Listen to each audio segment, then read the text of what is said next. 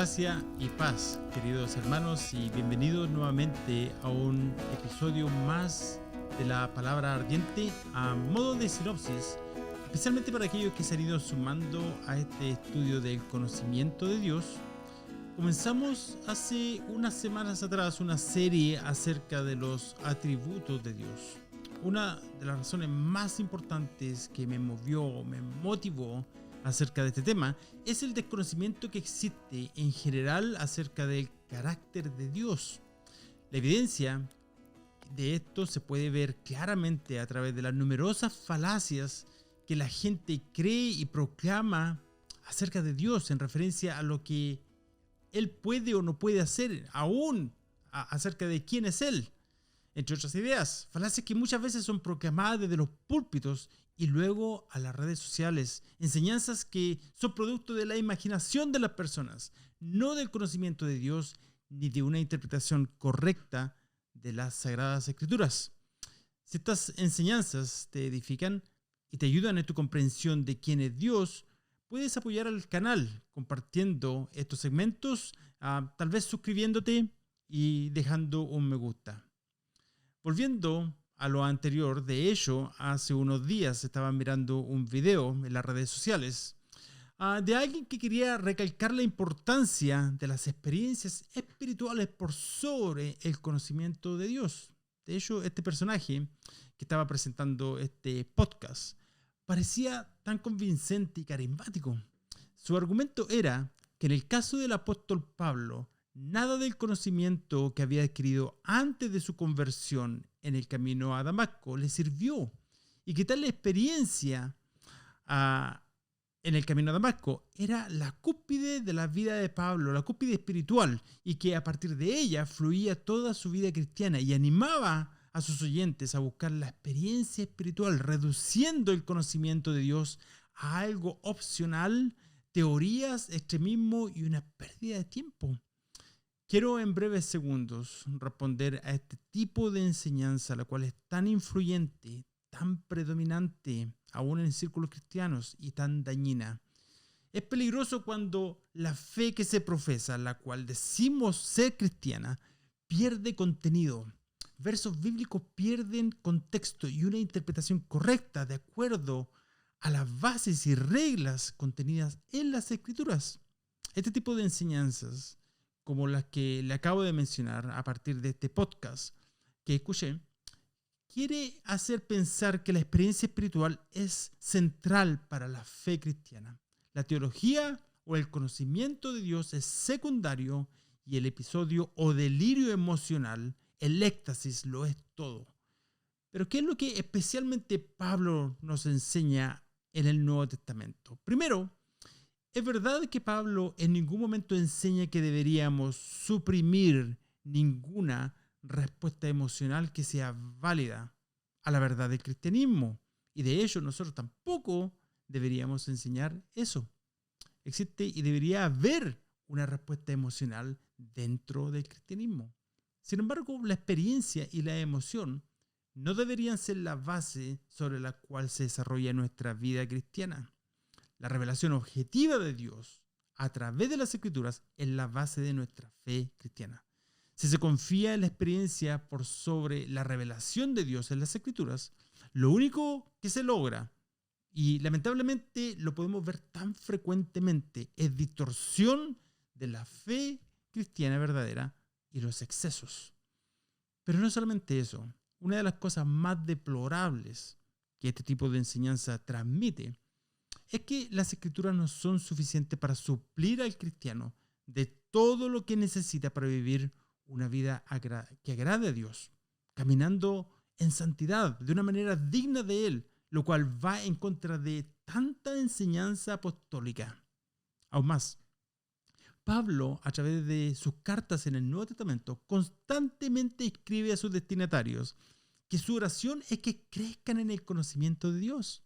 Y enfatiza que la palabra de Dios debe ser central para nuestro crecimiento, madurez de nuestra vida cristiana. La lista de versos es interminable y gran parte de la serie que terminamos hace unos meses atrás, del Salmo 119, enfatiza este principio. El propósito de este canal es ayudarte a crecer en el conocimiento de Dios, amando la palabra de Dios, lo cual te va a ayudar a reconocer las falsas enseñanzas. Mientras más conozcas la palabra de Dios es la verdad, estarás mejor preparado para reconocer la falsedad. Y en este tiempo, esta habilidad de parte del Señor te va a ayudar a evitar un montón de engaños. Pero bueno, volvamos a nuestro tema de hoy. La vez anterior les compartí acerca de la omnisciencia de Dios. Hoy estaremos compartiendo acerca de un tema muy relacionado, muy cercano a la omnisciencia de Dios, pero que no es lo mismo. Y se trata de la sabiduría de Dios.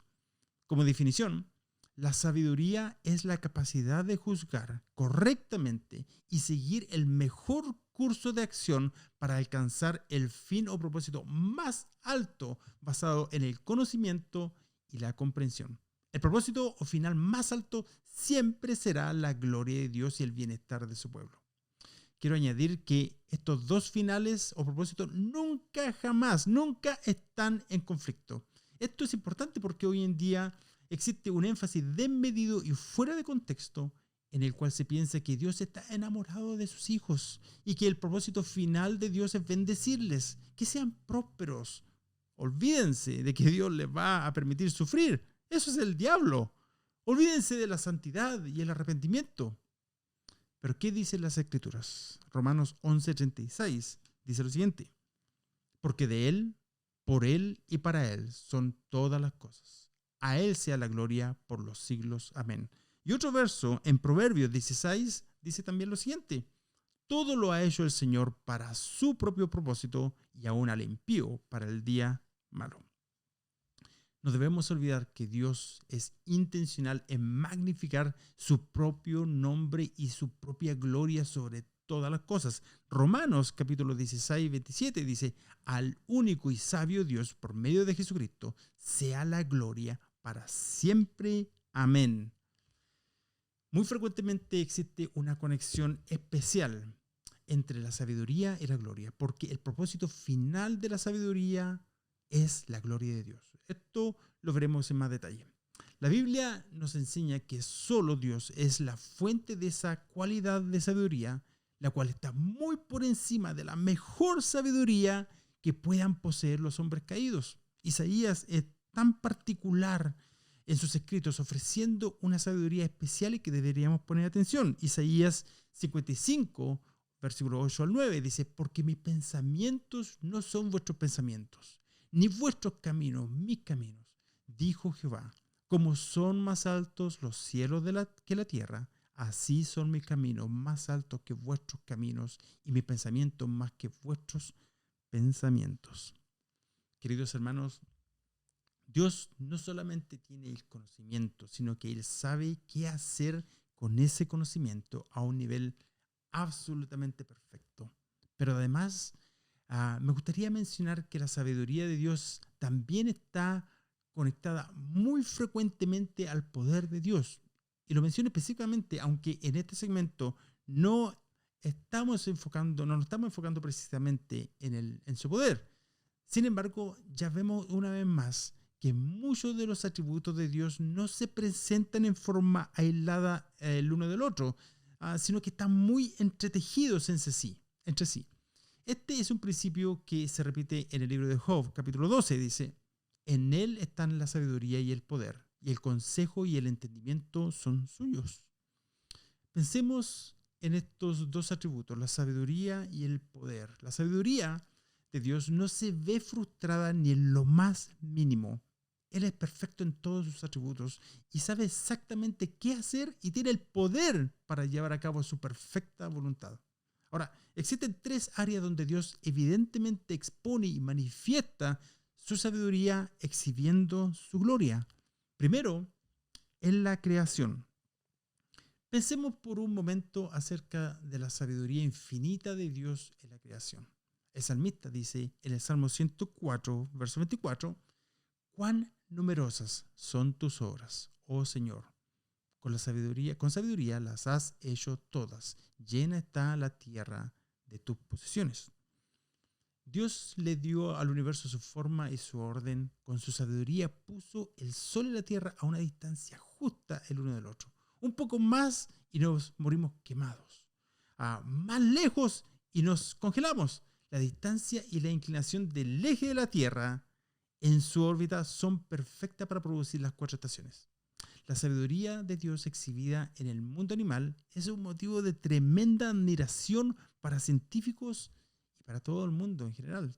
Todo para la gloria de Dios. Es así como su magnificencia es puesta a la vista de todos para que le glorifiquemos. Romanos capítulo 1, versículo 20 dice: porque desde la creación del mundo, sus atributos invisibles, su eterno poder y divinidad se han visto con toda claridad, siendo entendidos por medio de lo que he creado, de manera que ellos no tienen excusa. La manera que Dios muestra aún más su gloria en referencia a su creación es en su sabiduría infinita. Por su palabra creó el universo de la nada. La próxima área donde Dios exhibe su sabiduría para su gloria es en relación a la providencia de Dios. La providencia de Dios tiene como propósito su propia gloria y en su sabiduría escoge el mejor camino para conducirnos con el objeto de alcanzar ese propósito. Permítame recalcar que todo lo que hace el Señor lo hace con una sabiduría perfecta. Y esto también incluye el tiempo o el momento que decide hacerlo. Se puede decir muchas cosas acerca de la providencia de Dios, pero me gustaría enfocarme solamente en una. Y esa es la providencia de Dios en el flujo de la historia. Se trata del gran esquema, del panorama de Dios a través de la historia, trabajando para lograr en forma deliberada su propósito final, el cual es su propia gloria y el beneficio de su pueblo. De modo que el flujo de la historia tiene un significado y se dirige de acuerdo a la perfecta voluntad de Dios a un final. Lo vemos en la historia de José, por ejemplo, donde Dios permite el pecado de los celos de sus hermanos, ya que José era el favorito de su padre Jacob. Lo podemos ver en Génesis 37. Sus hermanos lo venden a unos mercaderes madianitas, quienes le llevan a Egipto. Allí trabaja como esclavo y después de un tiempo es arrojado en la cárcel injustamente y en resumidas cuentas, después de unos años llega a ser el segundo en Egipto después de Faraón. Ya probablemente has visto alguna película o leído acerca de esta historia fascinante. El asunto es que allí después de unos años José se reencuentra con sus hermanos. Recordemos que ahora José es el segundo en poder y recibe a sus hermanos que vienen a comprar, de hecho, provisiones debido al hambre que en ese tiempo estaba afectando a la tierra de Canaán. Allí es donde se desencadena uno de los momentos más dramáticos de toda la Biblia, cuando José se da a conocer a sus hermanos. Y para volver al tema, podemos ver la providencia de Dios a través de los siguientes versos. Y José dijo a sus hermanos: acérquense ahora a mí. Y ellos se acercaron y les dijo: yo soy su hermano José, a quienes ustedes vendieron a Egipto. Ahora pues, no se entristezcan, ni les pese haberme vendido aquí, pues para preservar vida me envió Dios delante de ustedes. Ahora pues, no fueron ustedes los que me enviaron aquí, sino Dios. Él me ha puesto por padre de Faraón y señor de toda su casa y gobernador sobre toda la tierra de Egipto. Vemos la providencia exhibiendo el gran esquema de Dios sobre los eventos del mundo e interviniendo en la historia. Por último, Dios exhibe su sabiduría en relación al plan de salvación. En el cumplimiento de los propósitos divinos de Dios, el Señor Jesús ocupa el lugar central y la sabiduría de Dios llega a tener su manifestación máxima en la encarnación y la cruz de Cristo. La muestra más grande de sabiduría que este mundo alguna vez ha visto es en el plan de salvación. Aunque la sabiduría de Dios en la creación y en la providencia es perfecta y digna de nuestro asombro, considerando que hay muchas cosas que no podemos comprender plenamente, nos da consuelo saberlas y podemos adorar a Dios con una mayor significancia debido a ellas. Vemos la sabiduría de Dios en relación al plan de salvación, en el que la sabiduría divina se manifestó en la encarnación, en la vida perfecta, sin pecado, en el poder de la cruz para salvar al pecador. Solo Dios podría haber diseñado un plan de salvación tan sabio y tan grande, pero simple a la vez. Si 100 personas de las más sabias se hubieran reunido por 100 o 1000 años para formular un plan de salvación, habrían concluido con solo más religiones falsas y anémicas, y jamás habría ningún hombre podido proponer un plan de salvación tan sabio y sorprendente como el que Dios ha diseñado, en el que nuestros pecados son lavados, en el que Jesús sería el Cordero de Dios que quita el pecado del mundo, donde todo aquel que invoque el nombre del Señor será salvo. Que gracias a la obediencia perfecta de Jesús y a su justicia, Dios en su amor y sabiduría no solo contó la fe de Abraham por justicia, sino también a nosotros, a quienes Dios ha contado o imputado su justicia, y de esa manera no solamente Dios es el juez, sino también quien nos justifica. Tal sabiduría fue que permitió que mis pecados y tus pecados fueran pagados por un sustituto inocente, quien sufriría en mi lugar la ira de Dios, para tener paz con Dios y una relación íntima y personal con Él. Con razón, Pablo les escribe a los Corintios, en 1 Corintios capítulo 1, versos 23 y 24. Pero nosotros predicamos a Cristo crucificado, piedra de tropiezo para los judíos y necedad para los gentiles. Sin embargo, para los llamados, tanto judíos como griegos, Cristo es poder de Dios y sabiduría de Dios. Los cristianos del siglo XXI no podemos apreciar este atributo de la sabiduría de Dios sin tener una idea de la voluntad de Dios y los propósitos de Dios. Y es exactamente aquí donde muchos cometen un error. Se malinterpreta la Biblia cuando dice que Dios es amor, por ejemplo, y vamos a mirar atentamente a este atributo y cómo es que es malinterpretado en más detalle en unas semanas. Sin embargo, muchos han llegado a pensar de que Dios promete una vida libre de problemas y dolores, y por lo tanto llegan a la conclusión de que debido al sufrimiento que llega inevitablemente, la sabiduría o el poder de Dios han fracasado, de que Dios no es soberano o que Dios simplemente no les ama. Pero Dios en su sabiduría infinita jamás ha prometido una vida libre de problemas y sufrimientos, sino que Dios tiene propósitos para su pueblo, los cuales no simplemente encierran una vida en que todo salga bien. Hermanos, el propósito principal de Dios para los hombres es que le adoremos, que le amemos, que le demos gloria a Él, que le conozcamos y encaminarnos hacia Él en una relación de fe. No es su prioridad ni su propósito de que seamos ricos y felices necesariamente para de esa manera darle gloria a Dios.